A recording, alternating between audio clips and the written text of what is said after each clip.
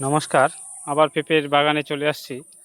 তো পেঁপে গাছে আমি বলেছিলাম এর আগের ভিডিওতে যে আমরা এখানে যে ৩৫ শতক পেঁপে লাগিয়েছি, তাছাড়াও আমরা একটা ৬০ শতক জমিতে পেঁপে চাষের জন্য প্রস্তুতি নিচ্ছি। কিন্তু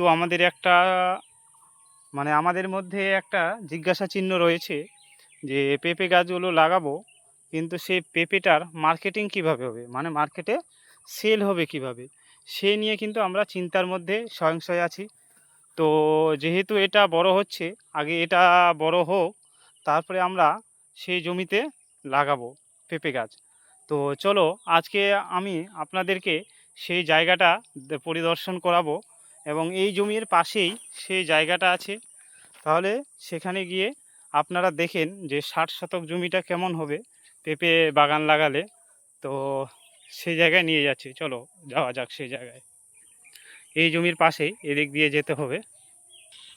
এই যে চলে আসছি আমরা সেই জায়গাটাতে, দেখতে পাচ্ছেন এই যে এখান থেকে শুরু হয়েছে জায়গাটা, পুরোটাই ৬০ শতক। এই যে এখান থেকে শুরু করে ওই যে গাছটা দেখা যাচ্ছে, সেখান থেকে শুরু করে একদম এদিকে ধীরে ধীরে পুরোটাই একদম লম্বা। ওই যে গাছ দেখা যাচ্ছে ওইদিকে, এদিকে দেখা যাচ্ছে ওই যে কলা গাছগুলো দেখা যাচ্ছে, সে পর্যন্ত পুরোটাই ৬০ শতক। এখানেও আমাদের একটা পরিকল্পনা চলছে যে পেঁপে গাছ আমরা লাগাবো। পুরোটা এই মাঠটা দেখাচ্ছি, পুরো মাঠ হয়ে আছে, কিন্তু পেঁপে গাছের জন্য উপযুক্ত মাটি। কিন্তু কি করব, যে পেঁপেটা আমরা কিভাবে সেল করব, সেটা নিয়েই চিন্তার মধ্যে আছি। যদি সেরকম মার্কেটিং থাকে, বাজারে চাহিদা থাকে, তাহলে আমরা এই জায়গায় কিন্তু পেঁপে বাগান লাগানোর পরিকল্পনা করছি। এবং কেমন হবে আপনারা বলবেন যে মার্কেটে কেমন চাহিদা আছে পেঁপের। তো এবার গাছটা তৈরি করলাম, পেঁপে হলো, কিন্তু মার্কেটে চাহিদা নেই, তাহলে তো পুরো লস হয়ে যাবে। এই জন্য আমরা এই পেঁপে গাছটা আপাতত এদিকে লাগাচ্ছি না, ওইখানে লাগিয়েছি, পাশেই জমি। এই যে গাছটা, ওই যে জঙ্গলটা দেখতে পাচ্ছেন, গাছটা তার পাশেই জমিটা আছে। এদিক দিয়ে আমি চলে আসলাম, এই যে এই সাইড দিয়ে তাল গাছটা যে আছে, এই সাইড দিয়ে চলে আসলাম ঘুরে একটু। হ্যাঁ, আর গাছটার সোজা ওই ওই পারে জমিটা আছে, তো এই পারে চলে আসছি। এটা পুরোটাই ৬০ শতক। এখানে মোটামুটি না হলেও ৭00-৮00 চারা, পেঁপে চারা ধরবে। এবং এখানে আমরা সাইডে, এই যে এই সাইডগুলোতে কলা গাছ লাগিয়ে দিয়েছি, কারণ কলার গাছ এখানেও কিন্তু কলা গাছ লাগানোর একটা পরিকল্পনা চলছে।